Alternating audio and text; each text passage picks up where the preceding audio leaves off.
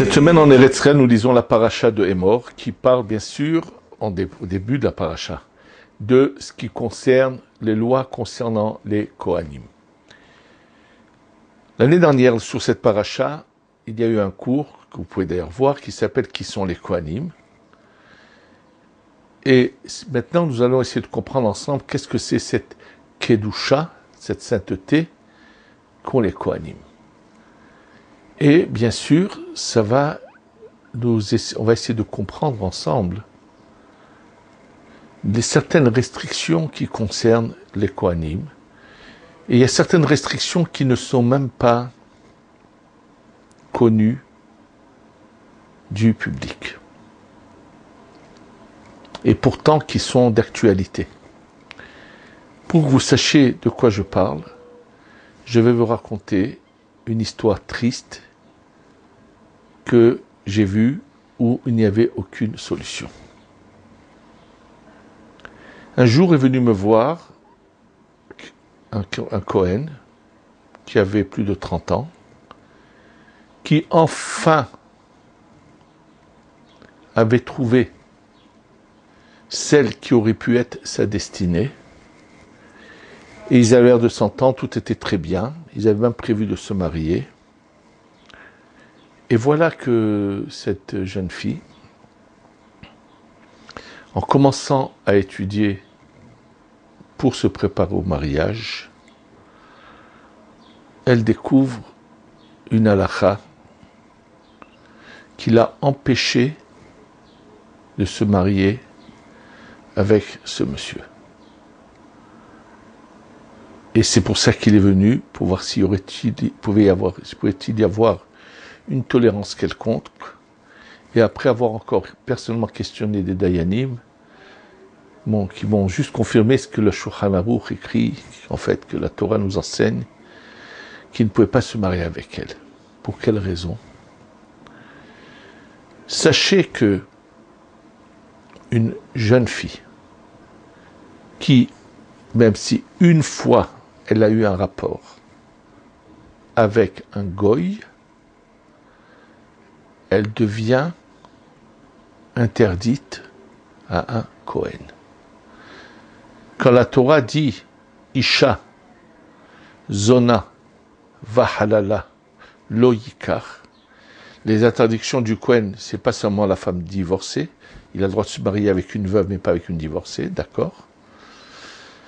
Mais il est marqué également qu'avec le mot Zona qui veut dire prostituée n'est pas exact. Une jeune fille qui, malheureusement, n'a pas suivi la Torah et a eu des relations avec des Béné Israël, c'est-à-dire pas avec des Goyim, même avec plusieurs Béné Israël, si c'est juste des connaissances, elle ne le fait pas en tant que prostitution, elle ne se rend pas interdite à un Kohen, bien qu'elle n'est pas vierge au moment du mariage, mais si les gens avec lesquels elle étaient tous des Béné Israël, et pas des Goïm, elle ne se rend pas interdite à un Kohen. Alors que si le rapport était avec un Goy, même une fois, c'était le cas de la question qui m'avait été posée, ça s'était passé une fois dans un moment de faiblesse que cette fille s'était laissée aller, ça la rend interdite à un Kohen. Et bien sûr, c'est une chose qu'il faut comprendre. Il y a un cas qui ressemble mais qui n'est pas exact, qui n'est pas tout à fait le même. Que se passe-t-il? Un Kohen qui veut prendre une fille qui est de mère juive et de père goy. Alors, de priori, les khatrila, il ne doit pas la prendre, ne pas se marier avec elle. Si pour une raison quelconque ça s'est passé, ils se sont mariés religieusement, il n'a pas l'obligation de divorcer d'elle, et ses enfants ne seront pas appelés des halalim, c'est-à-dire qu'ils ne sont pas de bons kohanim, mais par contre un kohen qui va prendre une groucha, une femme divorcée, même s'il s'est marié religieusement, parce qu'il a réussi à cacher qu'elle était divorcée, alors non seulement qu'il a l'obligation de la divorcer de nouveau, parce qu'il n'a pas le droit de vivre avec elle, et les enfants qu'il aura de cette groucha, de cette divorcée, seront des halalim. Et bien sûr, comprendre pourquoi y aurait-il des lois particulières pour le Kohen. Il en est de même par rapport à l'interdiction de rentrer dans un cimetière pour un Kohen, c'est-à-dire de se rapprocher d'une tombe il doit être assez loin d'une tombe, ainsi de suite. Comprendre un peu qu'est-ce qu'il y a de particulier. Pour le comprendre, je vais vous citer un texte de la Gemara dans Masechet Brachot, Daftet Amoud Bet, page 9, au 2e versant, qu'on va expliquer et comprendre ensemble, et qui va nous permettre un peu de comprendre ce sujet. La Gemara dans Masechet Brachot parle du texte de la Tfila. Alors, le texte de la Tfila, il faut le savoir. Qui c'est qui l'a instauré, tel que nous avons aujourd'hui les textes de la Tfila? C'est ceux qu'on appelle les Anshe Knesset Hagedola. Les Anshe Knesset Hagedola, c'est eux qui se sont rassemblés et ils ont eu ce qu'on appelle le Ruach HaKodesh comme une sorte de prophétie, et ils ont été imprégnés de la lumière divine et ont rédigé le texte de la Hamida. Pas seulement la Hamida, mais c'est la Tfila d'une manière générale, les textes de la Tfila. Avant les Anshe Knesset Hagedola, il y avait des textes de Tfila, mais qui étaient un peu... les érudits avaient chacun fait une sorte de Tfila, qui était faite, chacun demandait ce qu'il avait à demander à Kadosh Baruch Hu, c'était différent de ce qui s'est passé. Les Anshe Knesset Hagedola commencent bien sûr avant le 2e temple. C'est la période de l'Anshe Knesset, c'est avant le 2e temple. Le dernier membre des Anshe Knesset Hagedola, c'est Shimon HaTzadik, qui est Kohen Gadol au début du 2e temple. Et lui, le dernier des Anshe Knesset Hagedola, mais bien avant. Donc ça, ils sont réunis et ils ont fait plusieurs choses, plusieurs institutions. Ça a été vraiment quelque chose, un tournant marquant dans l'armée Israël. C'est eux qui vont nous donner les textes de Tfila et ainsi de suite. Et là, la Gemara se pose la question suivante. Lorsque les Anshe Knesset Hagedola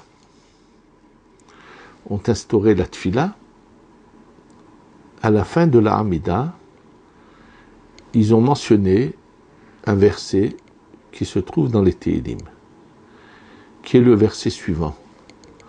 Yiyu leratson imrefi vehegion libi lefanecha Adonai tsuri vegoali. Qui veut dire Yiyu leratson, qui soit désirable. Imrefi, les paroles de ma bouche. C'est qu'une fois que j'ai fini la Hamida, ma Tfila, je demande à Kadosh Baruch Hu que ce que je viens de dire devant lui soit désirable. Yiyu leratson imrefi. Ça veut dire que lorsqu'on dit cette phrase, il faut penser à ce qu'on dit au moins. Ça veut dire qu'il faut qu'on pense que si on ne peut pas le dire si pendant toute la Hamida, on avait la tête ailleurs.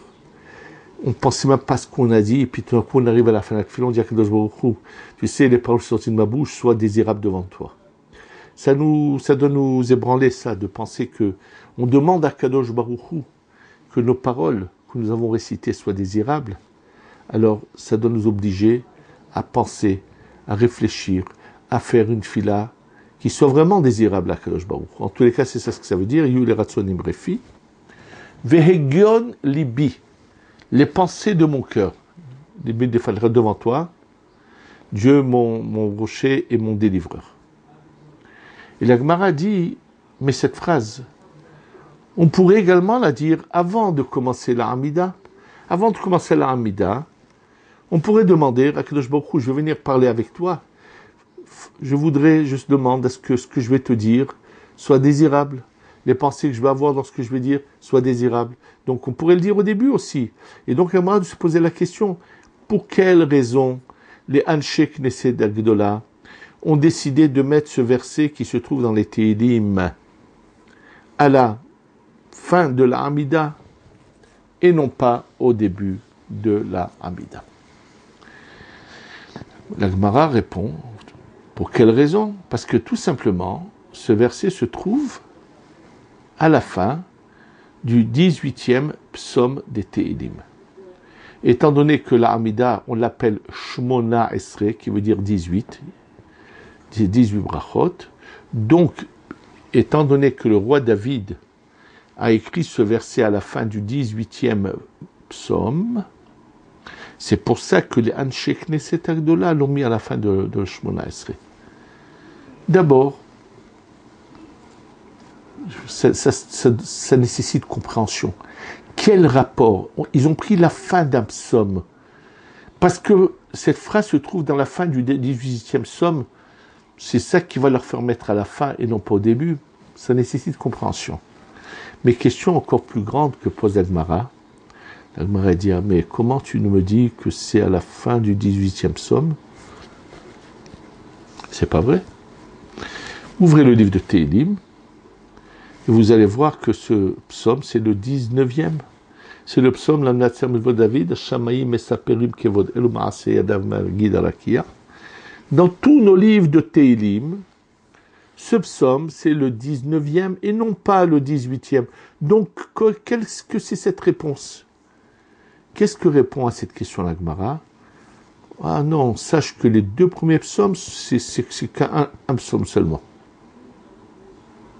Et là, c'est encore question encore plus grande. C'est incompréhensible ce que la Gemara répond. Mais dans nos Tehillim, c'est pas vrai. Dans nos Tehillim, les deux premiers psaumes, Asher Ish Velamar Akshugoyim, ce sont deux psaumes, il y a 1 et 2. Comment la Gemara peut nous dire que pourquoi le 19e s'appelle 18e? Parce que les deux premiers, c'est 1. C'est pas vrai. Ouvrons les Tehillim, c'est pas comme ça. Et vous allez me dire, ah oui, mais c'est peut-être pas juste ce qui est marqué, c'est pas du tout. Je vais vous donner un exemple.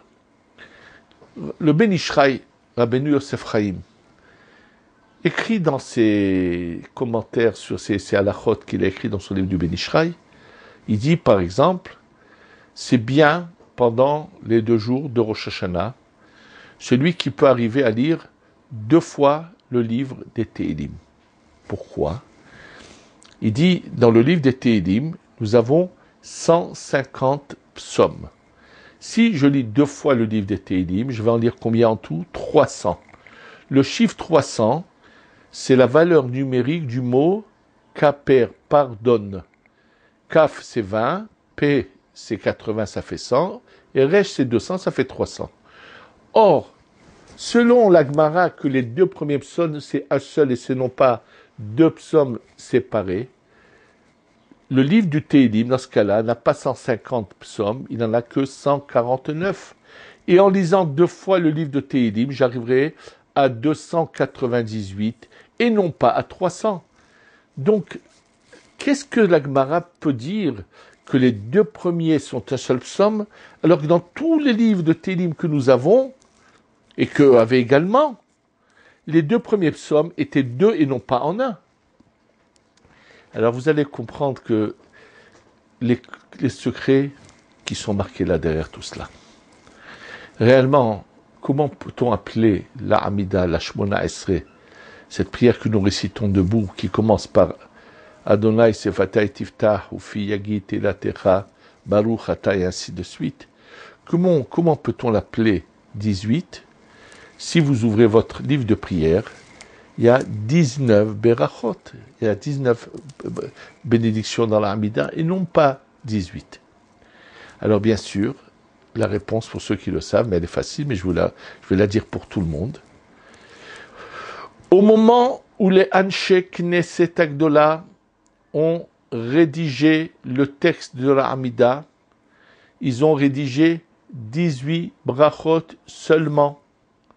La bracha qui est au milieu de la Hamida, qui commence par les mots la minim vela malchinim hal tei tikva vechol azedim kerega yovedu vechol oivecha vechol senecha mera ikaretu umalchut arisha mera ta'kerut shaber trem tachnia mitashminim memera biyamenu baruch ata Hashem shover oivim machnia azedim.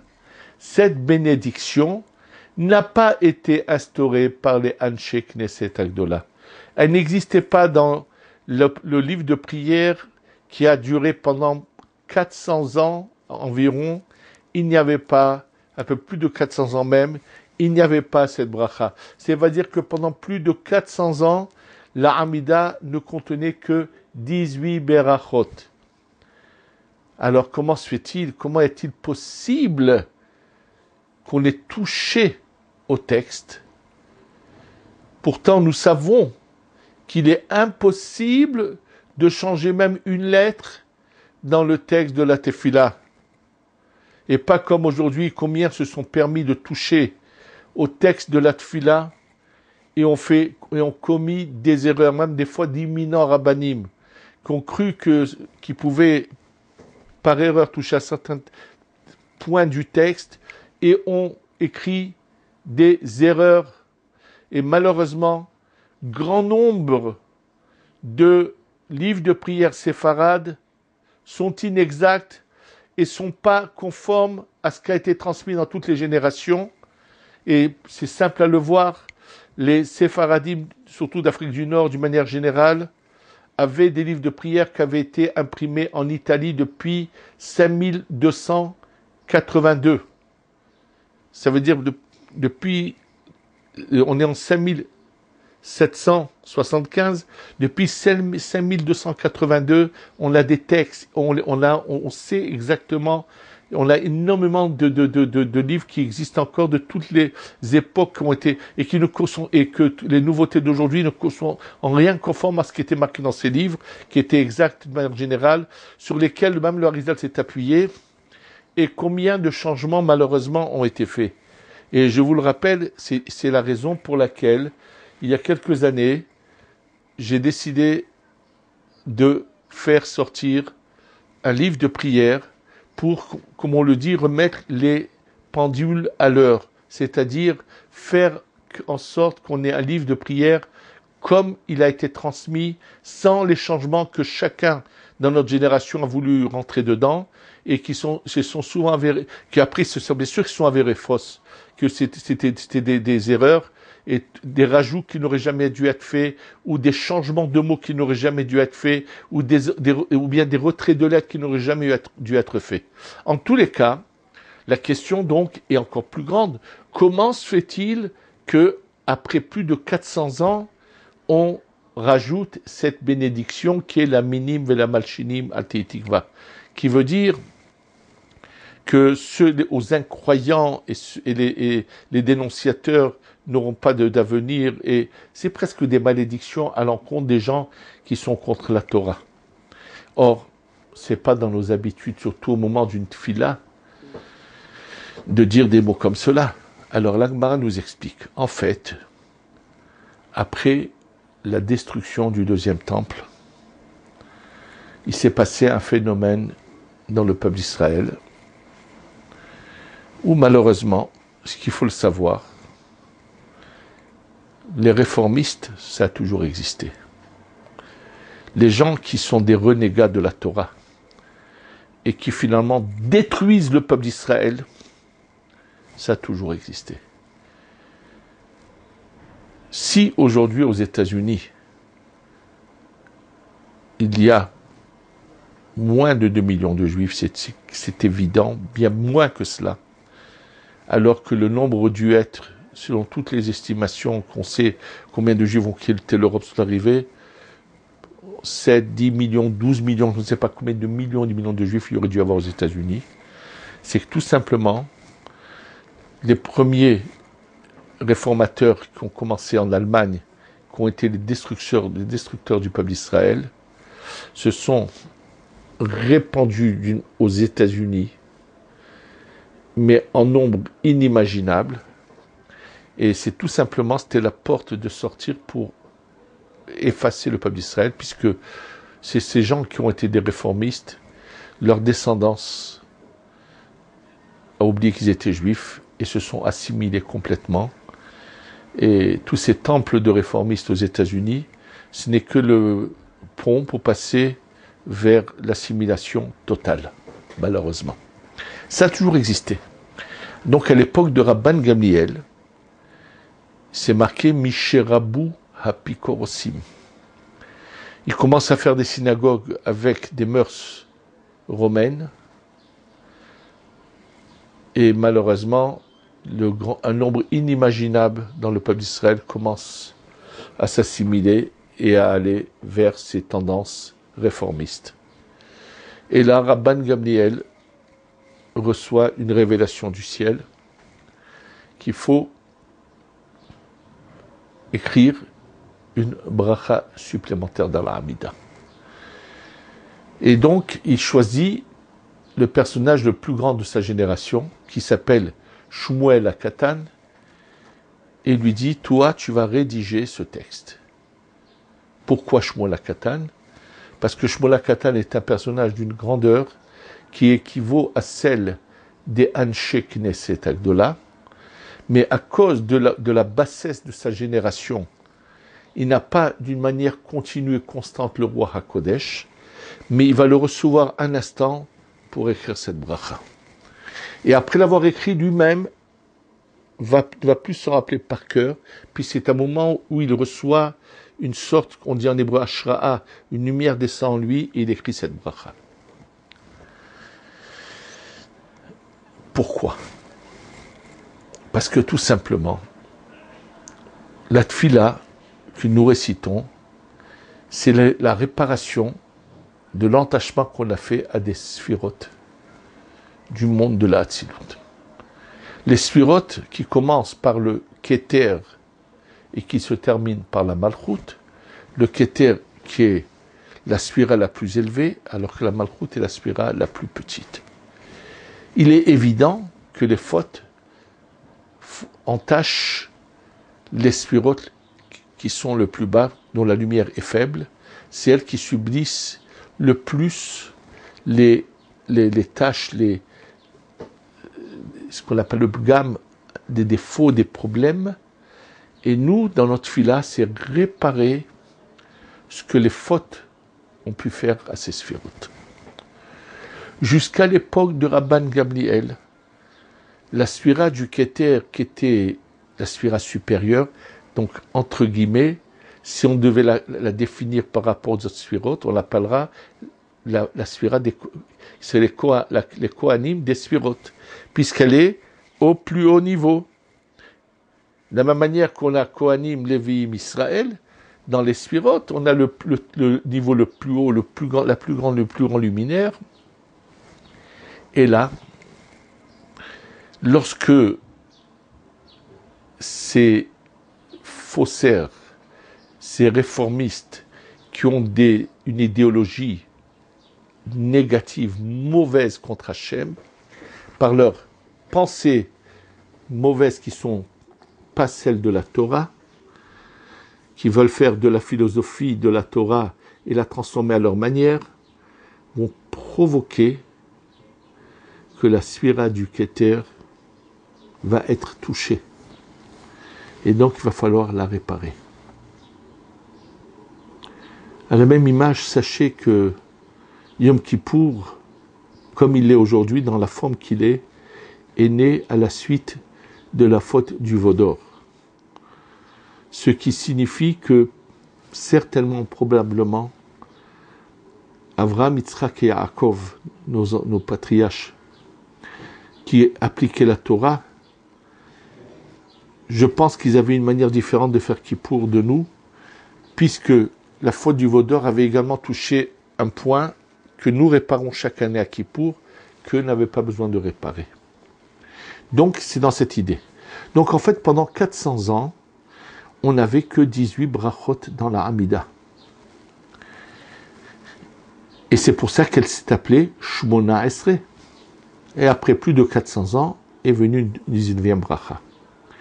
Maintenant, c'est Anshe Knesset Agdola Où c'est qu'ils se sont inspirés pour écrire leurs textes de prière? Ils se sont inspirés des Tehillim. Le plus grand, le plus haut niveau du roi HaKodesh, qui c'est qu'il a eu? C'est le roi David. C'est-à-dire que le roi David, chaque mot, chaque lettre écrit dans les Tehillim, il est imprégné de roi HaKodesh, c'est-à-dire qu'il est caché en lui des secrets, des choses fabuleuses. Donc l'Anshe Knesset Agdola ont découvert qu'en réalité, entre le Mizmor Ashrei le premier jusqu'à la fin du 19e actuel, qui s'appelle le 19e, se trouvent tous les secrets comment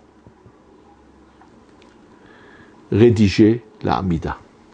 Et c'est là-dessus qu'ils se sont basés, et c'est pour ça qu'ils ont mis cette phrase de Yihul et Ratzon à la fin de la Hamida, puisqu'ils se sont imprégnés des premiers psaumes, qui sont pour nous les 19 premiers. Maintenant, ce qu'il faut savoir, c'est que pendant toute cette période où nous avions dans la Hamida que 18 bénédictions, alors effectivement, le livre de Tehillim n'avait que 149 psaumes, et les deux premiers étaient en un. Le jour où on a rajouté une bracha dans la Hamida et qu'on n'en avait plus eu 18 mais 19, alors à cette époque-là, à ce moment-là même, les deux premiers, ceux qui sont joués les deux premiers Tehillim qui étaient en un, ont été scindés en deux, sont devenus un et deux. Et donc, ce fameux psaume où se trouve la phrase Yihul et Ratzon s'est retrouvé être le 19e. C'est-à-dire qu'il était le 18e psaume pendant plus de 400 ans. Et ça correspondait à ce qu'avait fait l'Anshe Knesset Agdola. Mais dans l'écriture des Tehillim du roi David, tout avait été prévu, puisqu'il a le roi HaKodesh, c'est comme une prophétie qui voit loin, qui viendra un moment où ces deux premiers psaumes seraient partagés en deux. C'est ce qu'ils reçoivent en transmission ceux qui, Rabban Gamliel, qui demandent à Shmuel à Katan d'écrire cette 19e bracha, et c'est à ce moment-là que les deux premiers psaumes, effectivement, qui sont les deux premiers pour nous qui étaient en un, se scindent en deux, deviennent les deux premiers psaumes que nous avons actuellement. Ce qu'il en ressort de tout cela, c'est que quand quelque chose est très haut, alors il faut faire attention de ne pas l'entacher avec quoi. C'est-à-dire que les tâches peuvent venir de fautes particulières qui ne toucheront pas aux autres. C'est ce qu'il nous explique. Le Kohen, pourquoi il est Kohen, ça vous le verrez dans le cours de l'année dernière sur cette paracha.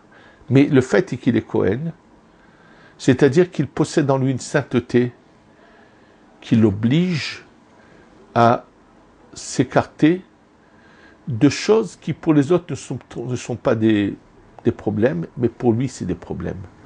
Et il doit donc prendre une distance de cela.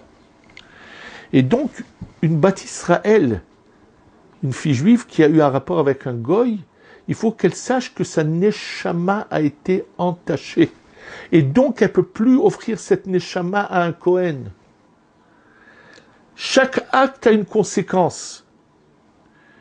Et de là, ce que vont apprendre aujourd'hui, ce qui s'appellerait également les Kohanim, ce sont tous ceux qui sont l'élite du peuple d'Israël, qui représentent la Torah, qui se donnent à la Torah, et ils doivent savoir que leur conduite doit être différente des autres.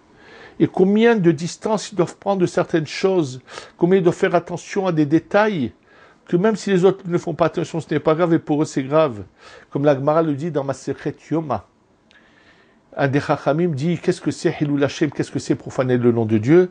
C'est si moi, pendant mon étude, je lève la tête un instant de mon texte et je me donne à autre chose au lieu de continuer mon étude. Ou bien il y en a un qui dit, c'est moi quand je vais acheter la viande chez le boucher, si je ne paye pas immédiatement et j'achète à crédit, les gens vont croire que je profite de mon rang pour exploiter mon rang de rave, pour prendre des choses gratuitement. Et ça s'appelle profaner le nom de Dieu. Pourtant, quelqu'un d'autre qui va acheter un crédit n'a pas ce problème. Mais lui qui a un rang supérieur, son action va être mal interprétée, ça va entacher sa neshama qui est à un niveau au-dessus. C'est-à-dire, plus on est élevé, plus on doit faire attention à des détails. Et surtout à ce que nos pensées, puisque malheureusement, lorsque la pensée des hommes va être profanée à cette époque où ils subissent l'influence des envahisseurs en Israël, et qui commencent à vouloir s'adapter aux envahisseurs et à changer la Torah, ils vont malheureusement par leurs pensées mauvaises arriver à toucher à un niveau qui n'avait jamais été touché, qu'on appelle le Keter. Donc, on doit savoir respecter son rang et savoir comment se conduire. Chacun doit penser comment je suis vu par les autres, qu'est-ce que je représente, et que même si les choses pour les autres ne sont pas graves, pour moi elles peuvent être graves. Et bien sûr, ça c'est quelque chose qu'il faut apprendre de cette paracha des Kohanim. Et donc, penser où c'est qu'on s'attable, avec qui on s'attable, qu'est-ce qu'on regarde. Il y a une analyse complète à faire chacun dans sa vie de tous les jours. Et des fois, bien sûr, il se passe des choses graves où les gens carrément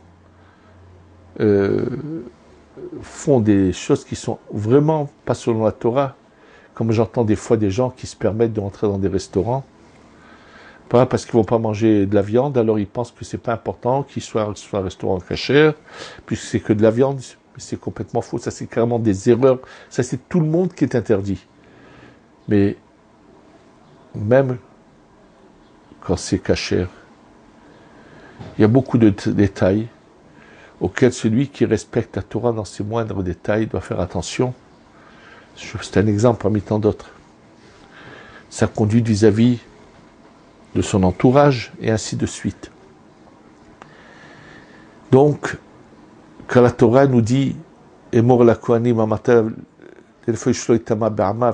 doivent pas s'impurifier, il y a aussi un ordre qui nous concerne à nous tous, même si on n'est pas Kohen, puisque tous ceux qui sont dans la pratique de la Torah et dans l'étude de la Torah constante sont appelés les Kohanim de notre génération. On les met en garde, attention, par rapport à ton niveau, ne t'impurifie pas. Toi, tu dois faire attention à des détails que même les autres ne font pas, auxquels n'ont pas l'obligation de faire attention. Et la preuve, c'est que les Kohanim sont limités dans beaucoup d'halachot pour lesquels un Ben Israël peut se marier avec une fille qui a eu un rapport avec un goy avant. Mais un Kohen ne peut pas. Même un Lévi peut, mais pas un Kohen. Ça veut dire qu'il a un Lévi ou un Israël peuvent rentrer dans un cimetière, un Kohen non, et ainsi de suite. Ça veut dire que quoi? Qu'il y a tout est relatif et que chacun doit penser à quel niveau il est, à quel rang il est, et surtout ne pas utiliser la fausse modestie. Mais qu'est-ce que je suis, qui je suis? J'ai pas besoin. Moi, je suis pas à ce niveau pour faire attention. C'est souvent une fausse modestie, mais de se dire est-ce que par rapport à ce que je suis, je représente, je me conduis comme Hachem l'attend de moi ou pas? C'est une leçon que nous devons prendre de cette paracha, Be'ezrat Hachem, et qu'on avance toujours en avant, et qu'on soit les Kohanim du Ham Israël, les plus proches d'Hachem. C'est ce que Hachem attend de nous, et que Be'ezrat Hachem nous réussirons à faire. Amen. Yerushalayim